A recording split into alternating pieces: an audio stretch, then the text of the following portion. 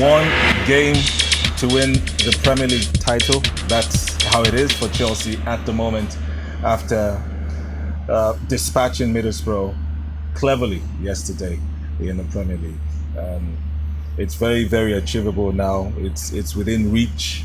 Shegun, if you had any doubts before that maybe Tottenham will catch up, I don't think. I'm sure that 99% of Premiership fans know that Chelsea will win the league this season.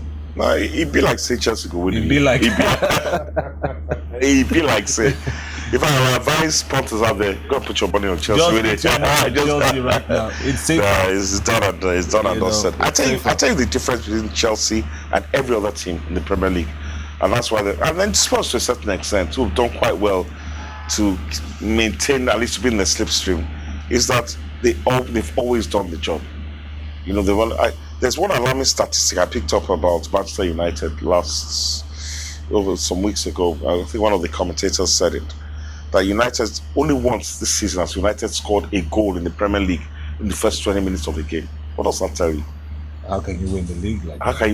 How can you win the game when you can't even score in the first 20 minutes? But Chelsea, invariably, when they're chasing the game, you know, they get a goal, you know, that opens the game up, it relaxes the crowd, it relaxes the player, they're able to get into, and it enforces the other team to chase the game, and Conte has set them up to, you know, to be a perfectly adroit counter-attacking machine. And Middlesbrough was a team fighting for their lives, as you rightly used the word cleverly. Chelsea cleverly dismantled them to relegation. You know, send them to gently without too much force. I mean, Chelsea have been leading the league since November. That tells a lot. No, it says a lot. Although, in fairness to Chelsea, when they last won the title under Mourinho, they led the league from beginning to end. That's true. From beginning to end. I think only City caught up with them once but they were below them on goals difference. But maybe the biggest difference this time is that the Chelsea's league at no point in time was less than 4 points. They always had that buffer, and that buffer was built up from that remarkable 13 match. I mean, they didn't start the league well. They didn't. And so you must give kudos to Antonio. Oh, definitely. No, it's done it with Juve. You know, I do remember anytime Chelsea are beaten, I say, look, Conte has this quality. Even when Juve are beaten in the league, there's a way they seem to bounce back. That's what champions do. Bounce back. That's what Alex Ferguson used to do with Manchester United. And not some teams that get beaten and then the morale drops and that's that. You know. So Conte, credit must go to him. He's already been emotional. He was very emotional yesterday, congratulating the players for doing a very good job, because that game was supposed to be won. You know, if they wanted to win. I think we cannot. You see, I tell you what, we have to give Conte a lot of credit. We have to give the owner, Abramovich, a lot of credit. The player, because Chelsea have won the league how many times? I think this will be their 6th time or something, or 7th time. I think Mourinho won 2, Ancelotti won 1. Yeah, this would be the 6th. They don't have 5th or 6th league. 6th time. But they've won the league under Conte with their 4th different manager. Mourinho, Ancelotti, there's a third different manager, Conte. You know, and he didn't won the FA Cup. Won the FA Cup. Mate won the Champions League, but he didn't win the league, and they got sacked at the end of the season. What's his name? Benitez won the Europa Cup for them. So it just shows that Chelsea have developed their own method of madness, so to speak. You don't perform, you're out to bring somebody that to do the job. And then Conte for me is the very antithesis of Guardiola, who came with a halo around his head, with the record of winning trophies in everywhere he's been. Leave Pep alone. No, I can't. I'm anytime I talk about, but I look for a very It's bad enough that he's not winning anything this season. But let's just give the title to Chelsea now. What's going to happen next season?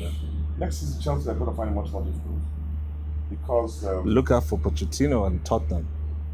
Apart from that, other teams, Mourinho's possibly, especially if he can win the Europa Cup, will get the kind of players that he can mount a full title tilt. Like Griezmann. and other players. I'm not for all these marquee players. Just get some decent players in. Pep Guardiola too would have And send off Wayne Rooney, yeah? Oh, definitely get rid of him. Pep Guardiola too would have had one season under his belt. The mistakes he made in personnel and everything, and he will know the loopholes. He'll sort them out. Whoever's in charge of Arsenal will probably whoever's in charge of Arsenal. Probably Wenger. Wenger too will strengthen, even though they are likely to finish outside the top 4. I think Klopp too will strengthen. So it's going to be tough for you. But the key for me is Chelsea. Chelsea among all the teams, the top 6, 7, have played the fierce games. Chelsea have only played 43 games. That's true. Next season they're going to have Champions League. So there's all this one that they have a whole week to prepare.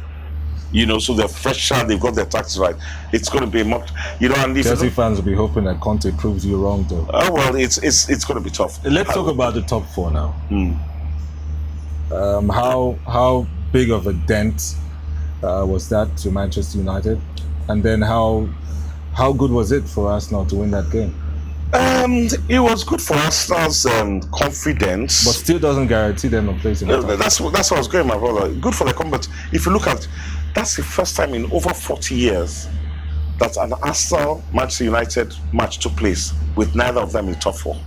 It was in over 4 decades. So it shows you how low it was for both sides. And Arsenal was there for the taking. Mourinho, for me, has put all his eggs in the Europa basket. And I tell you what, I'm going to go on record there. If Mourinho doesn't win Europa, it's going to be a disaster for him.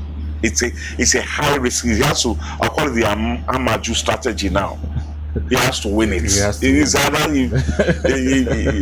It's huge success for you because he's going to win a trophy for United that they've never won. He'll finish in the top 4. He'll finish in the top 3. Well, you won't have to play Champions League qualification. Right. We always talk about top 4, but at times, when you finish 4th, you get a very tricky qualification time which could knock you out anyway. So that's tough enough in itself. So. So if he wins Europa Cup, all his critics will be silenced, and then he can bring in the best players, and he can get rid of a lot of deadwood in United.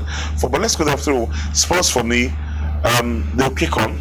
I think with Champions League qualification, they'll keep a core of a very young, very talented side who would have learnt a lot. Because we have to remember, they went on a 9-match winning streak as well. That's right.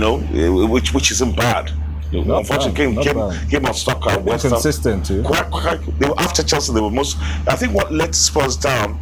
I had the stat somewhere was they were the best team at home. I think they picked up some 50-odd points compared to Chelsea, about 46 or 47 points. But Chelsea were absolutely imperious on the road. They scored. They had about 10, 15 more points. Chelsea just had to keep on winning. They just kept on winning. If they had stopped, who knows what would have happened. So that's it. And Chelsea's draws, if you check the league table, Chelsea only had about 4 draws, 4, 5.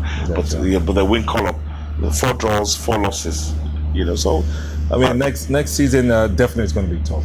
Oh, it's going to be tough. It's going to be tough. No, that's the beauty of your top 4 finishes, right? My top Chelsea, obviously, Spurs. Liverpool have 2 games left. If Liverpool win their 2 games, they will finish top 4. I see Liverpool finishing top 4. City, to be honest with you, I think the top 4 is as constituted. I think United, by losing to Arsenal, couldn't capitalize.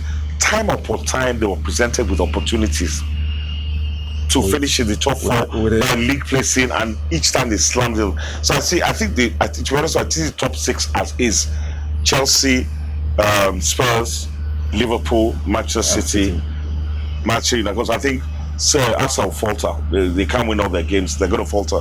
Manchester United, I think Arsenal is going to finish 6th. Europa is a nice and easy sinecure for them. We are praying. Yeah. We are praying for Mourinho and the hard. Pray hard. I think United will take care of Celta Vigo tomorrow. On Thursday. But a game. Hopefully, I hope United get Ajax, because they're a young side. Yeah. I don't think, although they're a side playing without any pressure, because everybody will expect United to win anyway. But I think Mourinho can actually mastermind a 90-minute game. But who knows? But he has to win it anyway, really. We hope, for the sake of Segun Agbede, Akin Alabi and Ayo Alabi, we're certainly praying that Mourinho. Fast. Over the edge, this my belly would go down. Would you go see the Europa League final if they win? Yeah. Like, hey, now bets. I want to go. I know Akin will be there for sure. And then if Akin's going to be there, I'm there. We wish them all the best. Don't forget, you can put your money, earn yourself some money by putting your money on that. Earn yourself some money. Put your money where your mouth is. We'll be right back.